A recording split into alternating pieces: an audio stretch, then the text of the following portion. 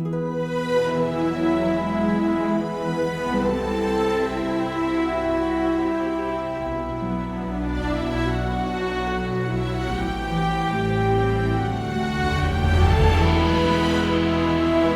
Thomas at the EastWest here, and welcome to the second session in our EastWest Academy series, which takes you through every aspect of music production from beginning to end in super granular detail. And in this video, we'll be covering thematic and textural scoring. So we'll be talking about what makes an effective theme, how to create non-conventional themes that rely more on instrument colors and sound effects, and of course, scoring without themes at all. We'll also be analyzing the theme you're hearing right now, along with so many other examples, so this video is really going to be packed with content, so let's go ahead and get started.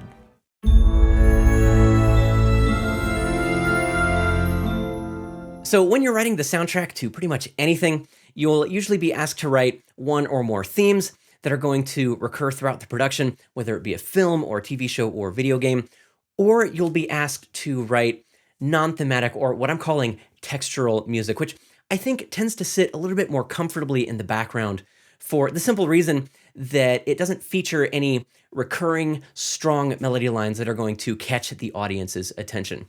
So here's an example of thematic scoring, where again, you're going to have this really strong, recognizable melody.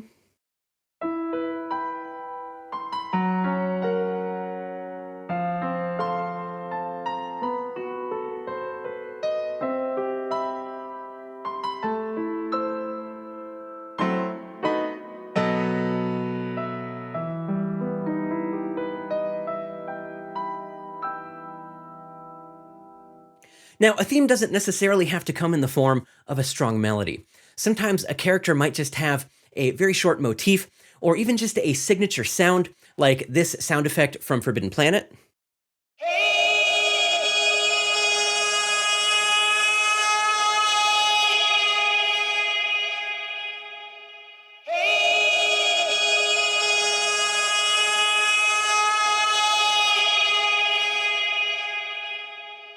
So besides thematic scoring, you've also got textural scoring, which can involve a massive variety of different instrument palettes and styles, but I think is just generally characterized by lacking strong recurring themes or melodies. Hollywood Orchestrator is actually an ideal tool for this kind of writing.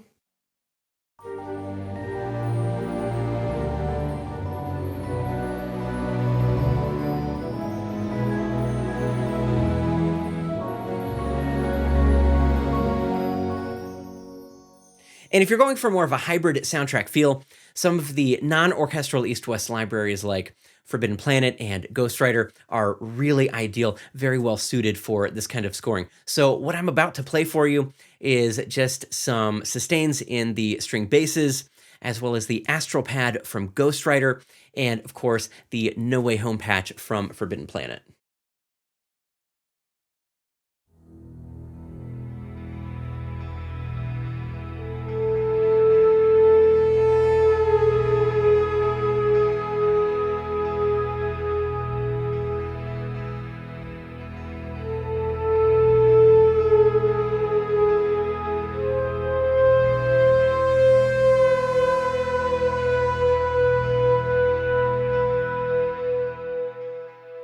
So that's just a basic overview of some of the main approaches that you can take when scoring for a production. Now let's take a closer look at each individual method, starting with melody-based thematic scoring.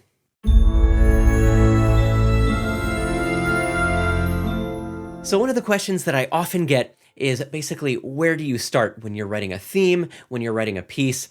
I know the fear of staring into the void of a completely blank arrange window in Logic or whatever digital audio workstation you happen to be working in. And unfortunately, I do not have a definitive answer. I would really just say that it depends. And the beauty of modern scoring with all these virtual instruments at your fingertips is that you have the luxury of choosing whatever instrument is going to inspire you the most for the feel that you're going for. So, for example, let's say that I wanted to write a heroic theme. I would probably actually start with the French horns.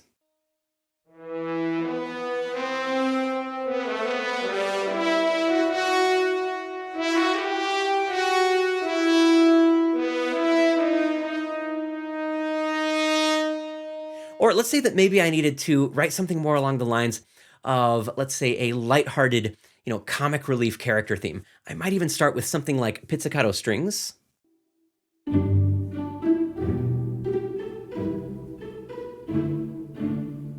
So I think the instrument that you start off with is really going to have a fairly profound influence on how the melody and the chords end up manifesting. So let's say that you were going for a more soft and intimate melody. You might want to start with a woodwind.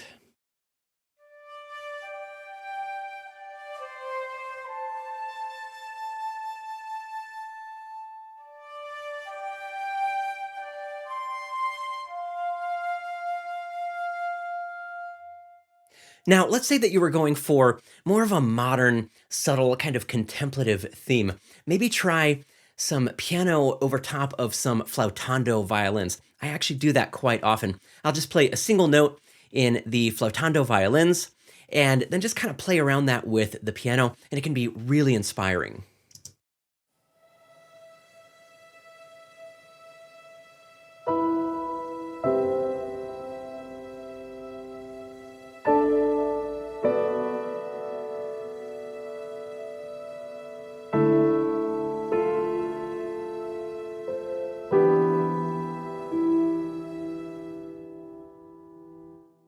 Now, of course, these are just bits and pieces of themes, but I will say that at least in my experience, the first 4 bars is really where the magic needs to happen the most. And that's really just because if you're only using a piece of a theme and you don't want to go through the entire iteration, say for an action scene where you just need something there to signify a character's entrance or something like that, and then you go right back into some generic action music, you're probably going to only end up using the first few bars of that theme. So that said, let's go ahead and try to create a theme with both an A and a B section that ideally is adaptable to a number of different contexts. And of course, I did already write the theme, but I wanted to show you the process and some of the reasoning behind it. And I will say that I started with piano on this one just because if this is going to be a fairly generic and versatile theme, it didn't really need to have any strong emotion one way or the other. And I wanted to get a good sense of what the chord structure was going to be along with the melody. And piano is just kind of ideal for that. So I really liked this movement for the first 2 bars.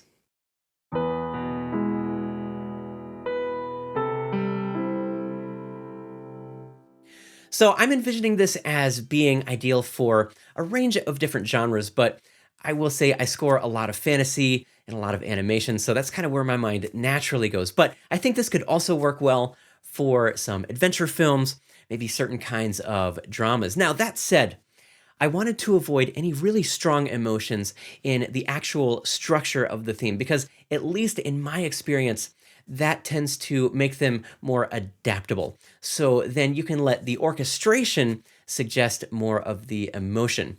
And of course, there are many different ways that you can achieve this, but what I chose to do for this particular theme was to actually bake a chord extension into the melody in the first 2 bars. So this first bar is the E chord, and in the melody, you just have the B and the E, which are both in the chord. But then in this second chord, the first note of the melody is actually the 6th of that C chord. So again, I don't really get a strong emotional connotation from that one way or the other, which in this particular instance is what I want. Now, for this next phrase, I want to let the melody breathe just a little bit. So we're going to establish the chord and then let the melody come back in on beat 2, and it makes it feel like it's floating just a bit.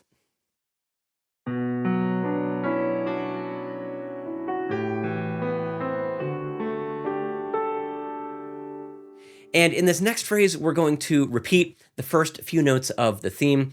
But when it goes to that C triad, I just kind of felt like the melody needed to soar a bit there. So it's going to go straight up to that E.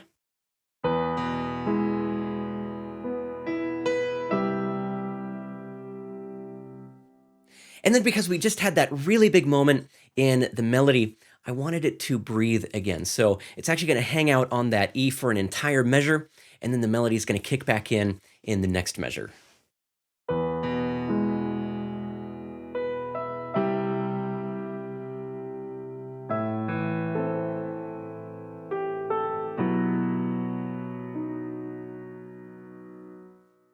Now, this is typically where you'd go into the B section of the theme, and we're going to get a little bit more funky with the chord progression here, because I'm not going to say that the B section isn't as important as the A section, but you typically won't hear it except in full iterations of the theme. So I think you can afford to get just a little bit more creative with this section.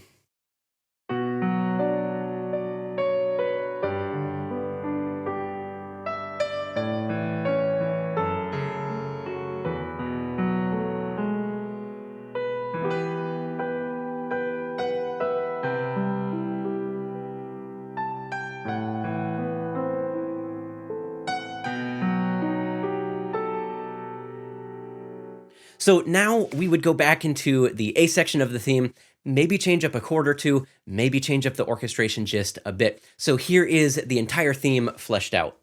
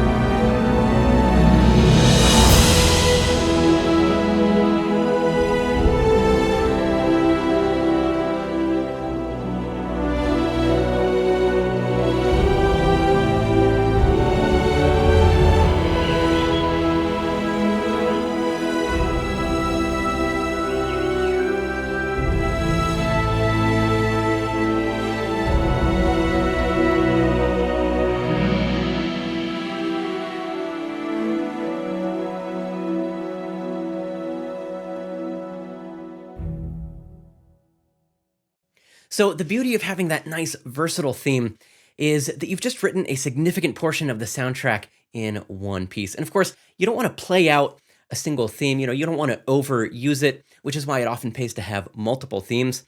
But, if you're just staring at that blank canvas in front of you and you just have no idea where to start, you can start with one of the themes. So here's how this theme might be adapted to a comedy scene.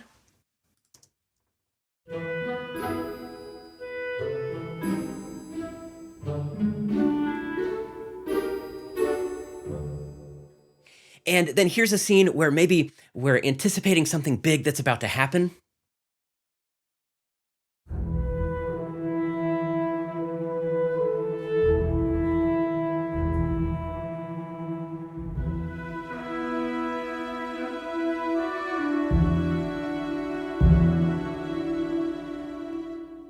And here's a version of the theme that might be for more of a somber or tragic scene.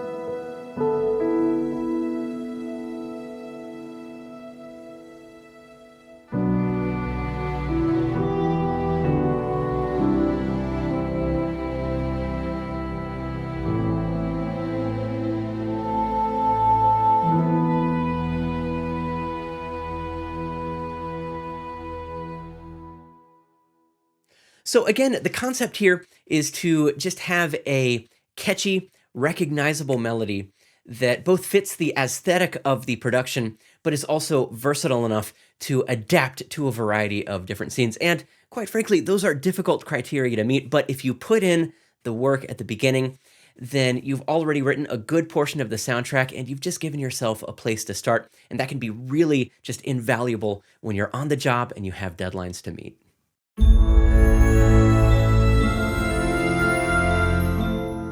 Now, of course, not every theme has to be a melody. I've often been asked to just write a very short motif, or even just find or create a signature sound for a character. And a really good example of this is the Prowler theme from Spider-Man Into the Spider-Verse. And this is a fairly popular technique in modern scoring. and it can be very effective if done properly. So in general, you'll want to find colors that are somewhat unusual or unique. So for example, the gamelin from EastWest Ra, I think could make a great character theme for maybe a tragic character or even a somewhat mysterious character.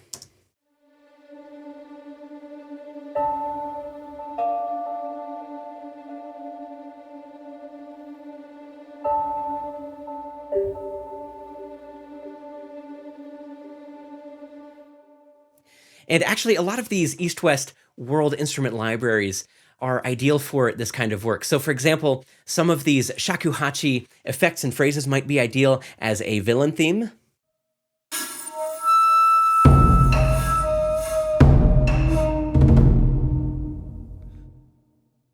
There's also so much that you can do with East-West Voices of the Empire. It's a really ideal library for this kind of writing, and it features some really unique but also highly usable vocal colors and effects.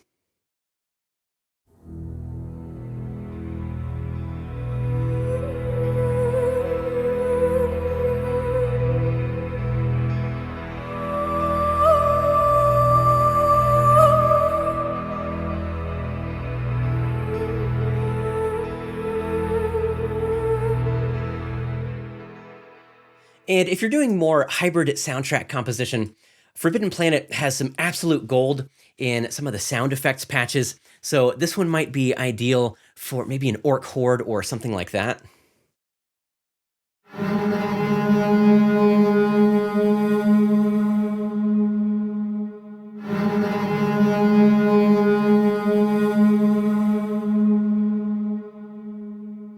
And here's something that I think would work well as kind of a mysterious theme. And this is just a patch from Ghostwriter along with the No Way Home pad from Forbidden Planet.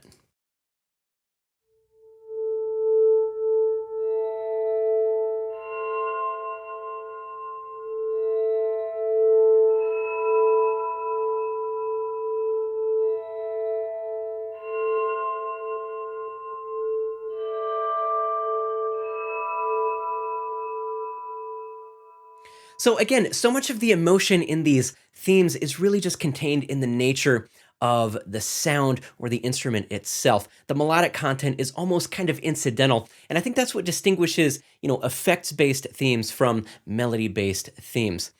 And I'll be honest, it was really hard to pick and choose which sounds to feature in this section because there is so much incredible content in just all the different East-West libraries for this kind of writing. Now, let's say that you had the time and the inclination to design your own instrument or design your own sound. Let's see what that process might look like. And I'm going to say that we want a theme for a dark hero type character. So I am going to start with the alpenhorn from Ra. I think that makes a great base layer for a lot of these sounds.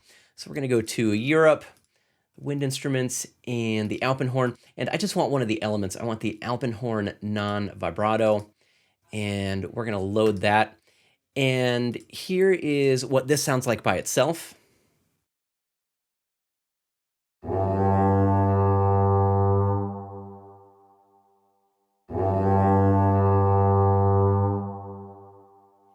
And I am using that pitch bend wheel to give it that slight lift at the end of the note. I think it just makes it sound a little bit more grungy, a little bit more ominous. Now we need a distorted synth element in this as well. So I'm going to navigate to Forbidden Planet, and we're going to go to the pads, and these firepower pads are just absolute, well, they're fire. So I'm going to drag this in to the instrument panel, and we're going to hear what these sound like together.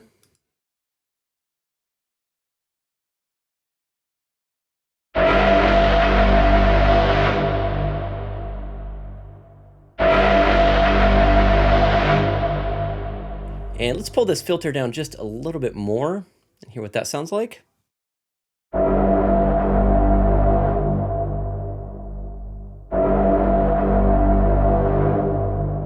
All right, let's do some sound shaping now. And I'm going to go ahead and turn off the internal reverb because I want to use my own external reverb. And we're going to go to the mix page, and I'm just going to turn down Group B a hair. Group B is just one of the sound sources. It's one of the two sound sources that we're fading between with this crossfade control. And then I'm going to go ahead and send part of the signal to a stereo delay. This is going to be a huge part of the sound. And we're also going to send it to a reverb. And I love the planetary reverb from EastWest Spaces 2. It's really a cool reverb for sounds like this. And let's go ahead and hear it.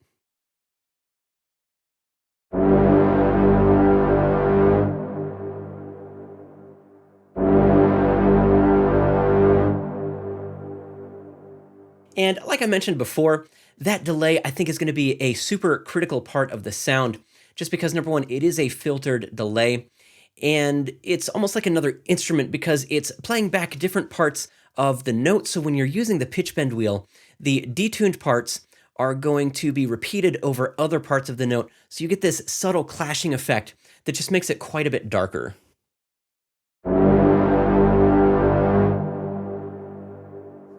If I send a little bit more to the delay, you get a more exaggerated effect.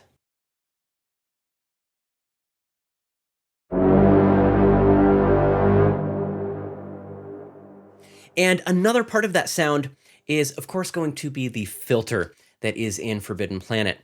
And if I just nudge that up a little bit, of course, it's going to get a little bit more bright, and the buzziness from that distorted synth is going to be more prominent.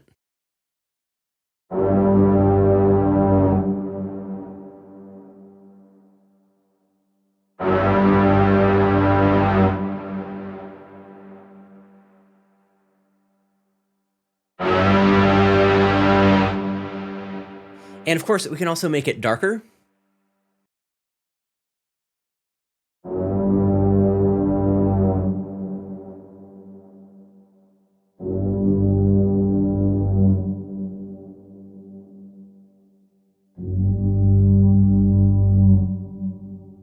So I think that's going to work for our dark hero theme. Let's hear how this might be used in context.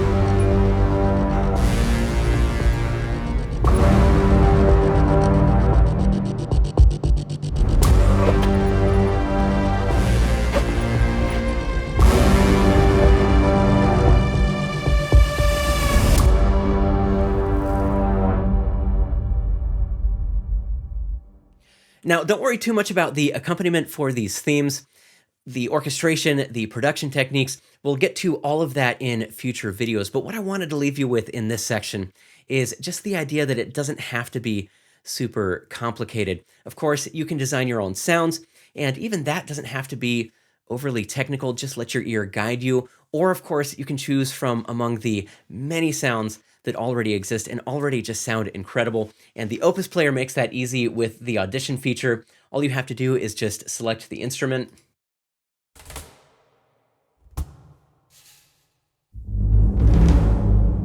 And you can very quickly find the sound that you want. I found that feature to be invaluable when I'm doing this kind of composing. So again, don't make it any harder than it has to be. And if it works, it works.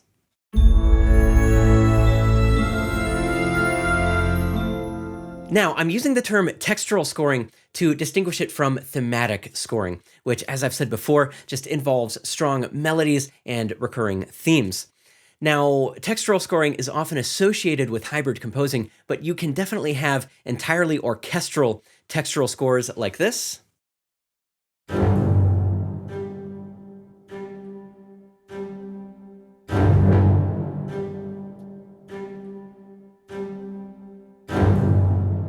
And of course, aleatoric strings are really invaluable for this kind of scoring as well.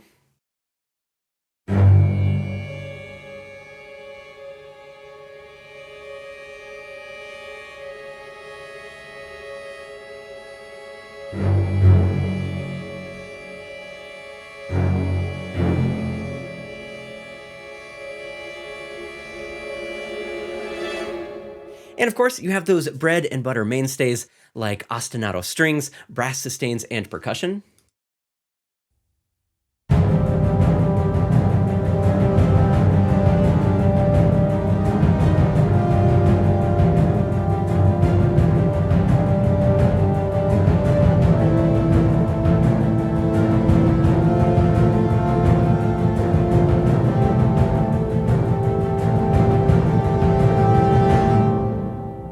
Now, you're seeing me use a lot of Orchestrator, and that's because it's really perfect for this kind of writing. Without any themes that you've already established, you're having to start each scene fresh. You're having to start from scratch. And so having those Orchestrator motifs to inspire you or to just score the scene can be really valuable. Now, keep in mind that with this kind of composing, because you don't have melodies to convey emotion, you're going to have to speak more through chord progressions, the way that you even have those chords voiced, and you're going to have to speak more with textures. So I just wrote this passage that to me is just kind of a generic example of textural scoring. We're going to go ahead and play it and then break it down.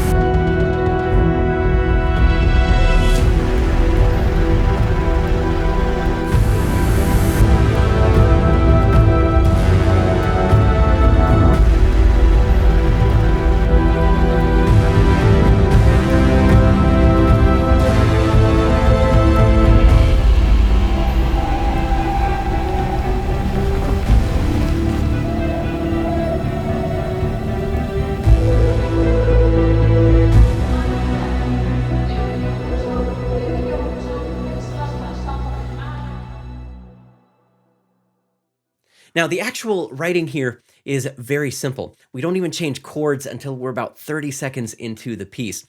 And so we're having to use interesting textures, both orchestral and non-orchestral, to sort of drive things and keep things moving. And if you'll notice, a lot of the movement, what's changing a lot of the chordal landscape is actually happening in the bass.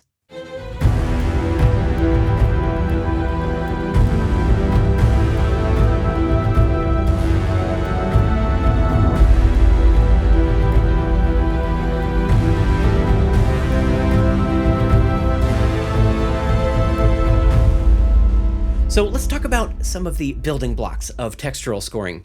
And of course, ostinato strings are going to tend to play a large role in textural scoring.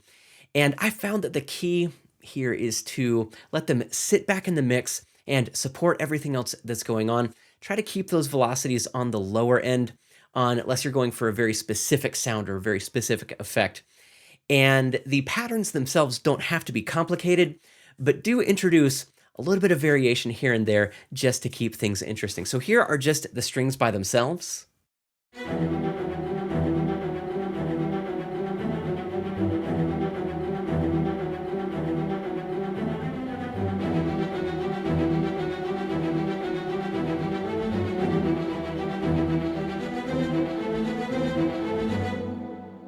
Now, I want to stress that textural scoring encompasses a massive range of instrument palettes and composing styles. The goal here is just to illustrate the idea of scoring without themes and having to use textures and chord movements to convey emotion. And that's part of the reason why textural scoring is often associated with hybrid soundtracks, because you just have this expanded instrument palette that gives you so many more options. So here I'm using pads, using pulses, polysynths, and of course, arpeggiated synths.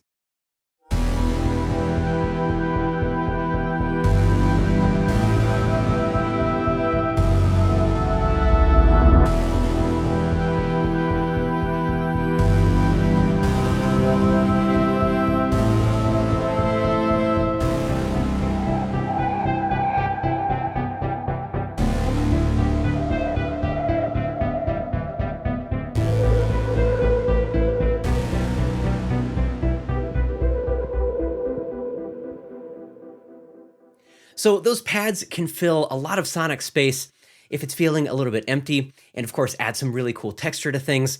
And those arpeggiated synths and the pulses are going to work really well with the strings to kind of keep things moving along, and again also create some interesting textures. Now notice again the writing here. You have this inversion happening at 164, still the same chord, just a different inversion. And because this is tucked back in the mix a bit, you more feel it than hear it. And then finally at 168 is where we actually have this explicit chord change going to the major 6 and then at 169 to the minor 4.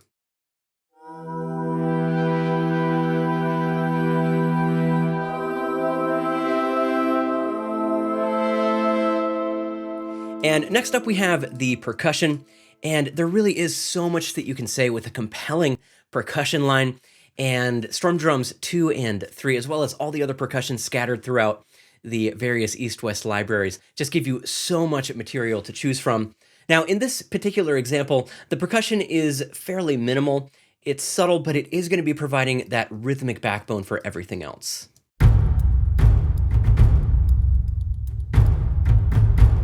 Now, there's not much brass in this particular passage, but in general, for this kind of writing, it's not going to involve a lot of movement. It might be holding down the chord with just some sustains, or it might be playing these very simple moving lines like it's doing with the Crimson King polysynth. And I think the doubling here just gives you an absolutely massive sound.